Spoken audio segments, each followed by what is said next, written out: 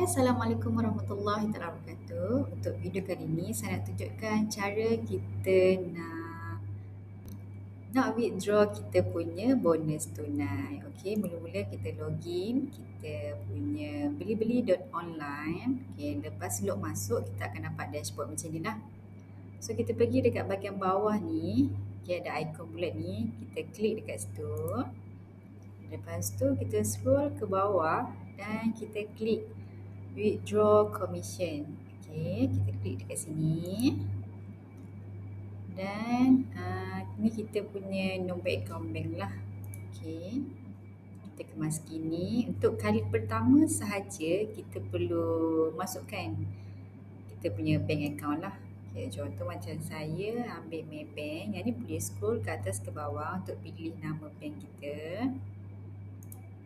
Lepas tu nombor akaun pastikan betul. Okey, kena semak lagi. Dan kita boleh pilih jenis akaun kita sama ada akaun simpanan ataupun akaun semasa. Lepas tu kita klik simpan. Okey, bila kita dah klik simpan, yang ini adalah baki RM34.67 kalau saya pilih yang kita boleh withdraw. Okey, minimum RM1. Okey, contoh saya akan masukkan RM10 lah. Okey. Lepas tu kita klik teruskan. Okey, pastikan dapat kita punya RM10 dan nama bank kita. Wang akan dihantar ke akaun bank yang berdaftar dalam home anda dan kita klik sahkan. Selepas klik sahkan, kita akan nampak withdrawal berjaya. Ni kita punya rujukan lah. Okey.